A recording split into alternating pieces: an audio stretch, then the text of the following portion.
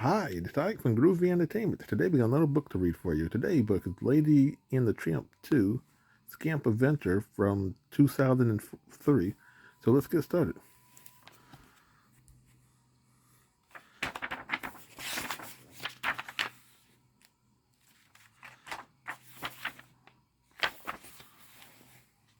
Lady and Tramp thought they was very lucky dogs.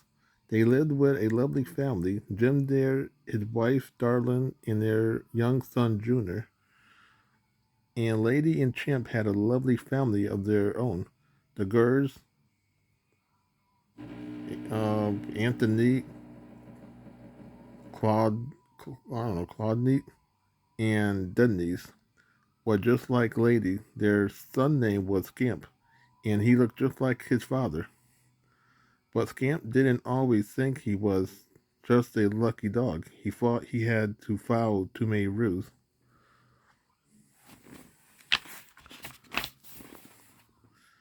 No matter how hard Scamp tried, he always seemed to break the rules. Scamp Champ was Scar. You know you are not supposed to climb on the furniture, and it seemed Scamp was always having bath. When you live in a house, you need to be clean. Champ would patiently remind his son. Scamp couldn't even play with Junior without getting into trouble. They both loved to play tug of war, but even that usually ends in a scar for Scamp as soon as Jim Darlin saw his hat. Scamp, Jim there shouted, I have told you 1,000 times, no. Then Jim would sigh and hang up his chewed hat with the others.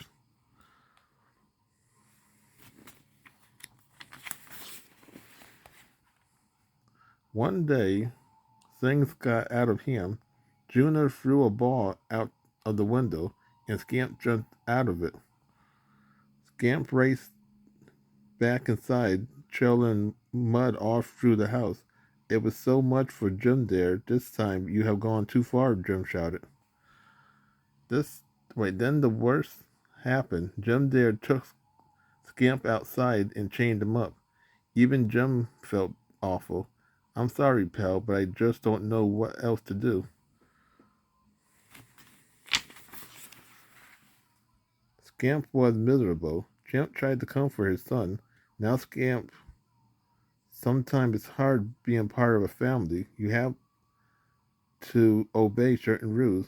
But I want to run wild and free like a real dog, the young pup cried. Son, the world out there is full of traps, his father explained. Here you have a family who loves you. But Scamp didn't feel as if he belonged, and he still wishes he could run free. After Champ left, a little dog about Scamp's age peeked through the fence. Her name was Angel, and Scamp thought she was the sweetest dog he had ever seen.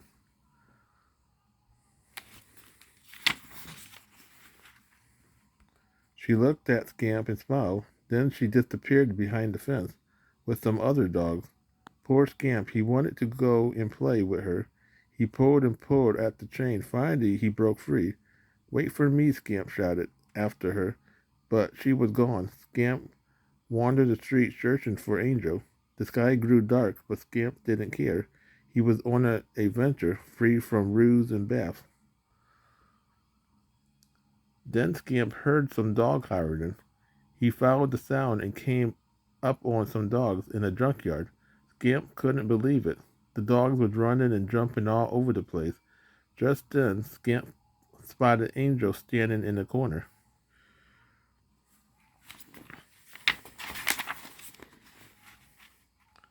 As he walked into the junkyard, Scamp noticed two dogs playing tug of war with a hat. He saw another lounging on a sofa. This was the life Scamp wanted. He was sure he had finally found the place where he belonged. All of a sudden, the leader of the pack, Buster, noticed the pup. Nobody joined the junkyard dogs unless I say so. What's your name, sport? Buster asked. Name's Scamp, the puppy answered. Buster wasn't sure if Scamp had what it took to become a junkyard dog. As the sun rose, Buster decided he had to test. Scamp.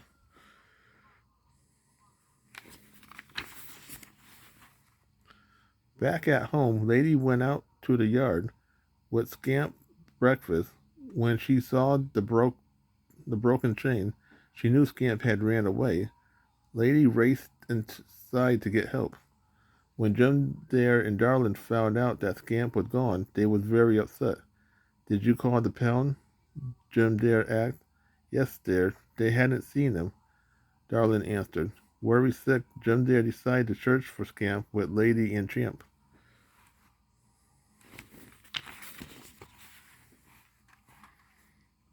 They didn't know Buster had taken Scamp to a narrow alley in the city. You gotta pass a little test of courage.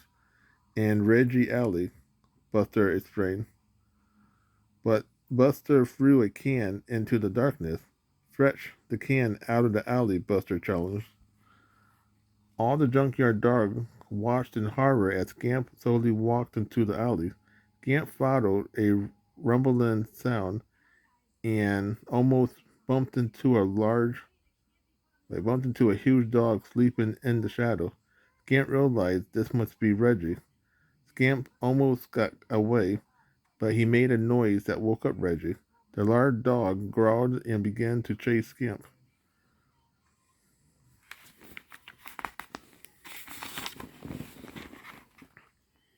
Scamp tore out of the alley as he turned a corner. He found Angel caught in the dog net, or the dog catcher net. Thinking fast, Scamp managed to free Angel and got Reggie trapped. All the junkyard dogs was impressed with Scamp. The pack of dogs wandered over to the park. Hey, you, saved my life, Angel said to Scamp. Nobody else here would have dared to do that. Scamp said proudly, I'm going to be the best junkyard dog there ever was. Then the junkyard dog told him about a dog called Tramp, the greatest street dog ever. Just hearing Tramp's name made Buster angry. He met the Scourge, queen of the Kettle Club, that lady. He left the street for the cozy or cushy puddle life, Buster recalled. Scamp couldn't believe what he had heard. His own father had been a street dog. Buster stared at Scamp, who was scratching behind his ears. Hey, the champ used to scratch like that. You ain't related, are you? Buster asked. No way, Scamp said, too afraid to tell Buster the truth. Scamp left the park with Angel. As the two talked, Angel told Scamp that she lived with families before. Just when I get started to think, wow, this is my family, they moved or have a new baby, and I'm out on the street. But Angel wanted to be in a family again. She couldn't understand why Scamp liked the street.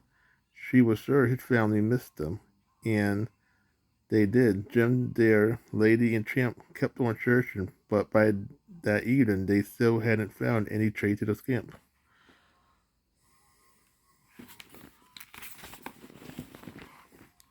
Scamp and Angel wandered the street together. They came across an Italian restaurant. When the owner saw the two hungry pups, he served them a plate of spaghetti and meatballs. Scamp was falling in love with Angel. Of course, that didn't mean that Scamp was going to share the last meatball.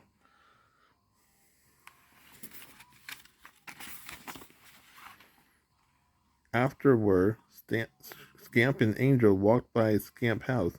A minute later, Jim Dare, Lady, and Champ returned home. Oh no, we gotta get out of here, Scamp said, pushing Angel behind a bush. Champ and Lady started outside talking. Wait, Champ and Lady stayed outside to talk. Admitting to cheer up Champ, Lady said, oh well, we'll find him. You was the best street dog there ever was, and I still have faith in the old Champ. Angel was stunned when she heard Champ's name. The Champ is your father, she asked. Angel couldn't believe Scamp would run away from such a lovely family. Scamp tried to explain that he needed to be wild and free as the two of them ran off.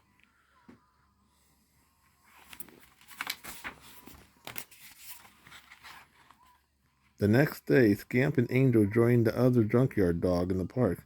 They saw Jim there, Darlin, Junior, Aunt Sarah, and her Siamese cat, C and M, having a picnic, but Jim there and Darlin were too worried about Scamp to enjoy the picnic.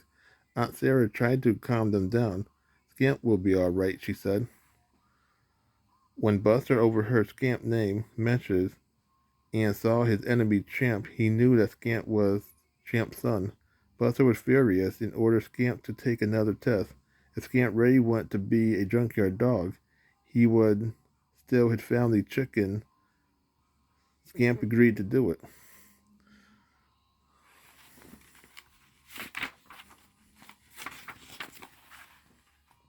Scamp raced down the hill and snatched the chicken. Terrified, C and M jumped out onto Aunt Sarah, causing her to toss the potato salad into the air. It landed on top of Jim Dare's head. Champ was furious and took off after his son. Champ quickly caught up with Scamp. I'm not going home, Scamp announced. It's great out here on the street. But then you know all about that, don't you? Scamp added. Champ apologized for not telling Scamp that he had been a street dog. I didn't want that life for you, because I found something better. I found love, Champ explained.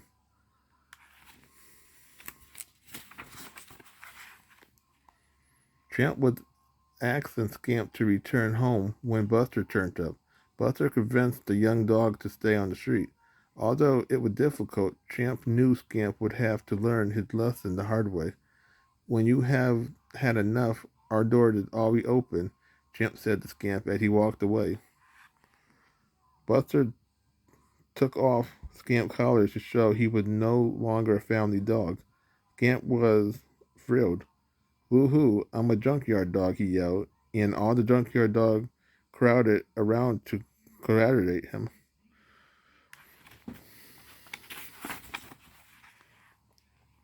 Champ returned to the picnic. He wouldn't come home, he said. Well, he sadly told Lady. But Champ, he belonged at home with us. Lady insists.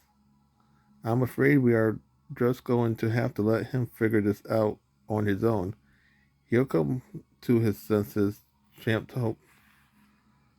Buster led the other dog back to the junkyard. How could you do that? He's your father. Go after him, Angel scored. You are a good and decent kind.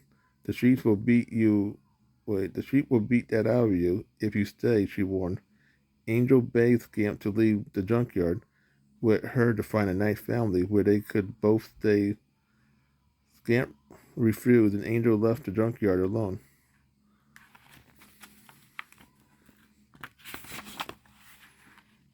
It wasn't long before Scamp missed his Angel. Sad and lonely, Scamp searched the empty street, talking to himself. I didn't mean it, Angel, Scamp said. I don't know what I was thinking. Angel overheard him as he walked past. Suddenly, the dog catcher turned the corner and spotted Scamp. Scamp took off like a rocket, but the dog catcher nabbed him. Well, look there, no collar. It's a one-way trip to the pound for you, the dog catcher said, laughing.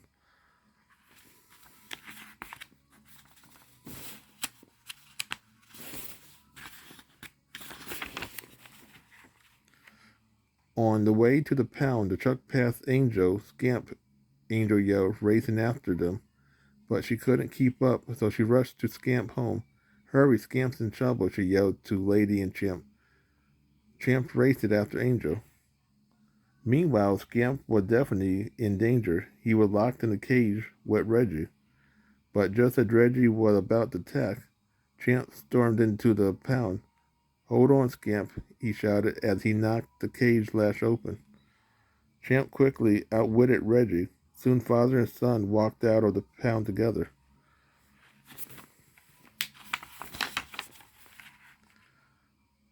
Scamp realized that the streets were too dangerous. He wanted to be with his family and Angel, so Scamp headed back to the junkyard to get his collar back from Buster. I'm going home where I belong, he announced. Along the way, Scamp admitted to his father, I shouldn't have ran away. Then Scamp turned to Angel and said, Thank you for saving me from the pound angel. When they had heard barking, the entire family rushed outside. Junior giggled. Scamp, I love you, he cried. Jim there patted Scamp on the head. It's so good to have you back where you belong, he said.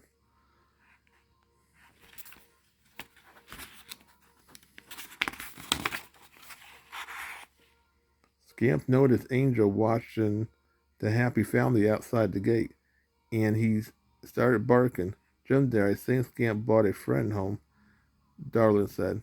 Jim there bent down. Welcome to the family, he said to Angel, and it was a happy little family, Bath and all.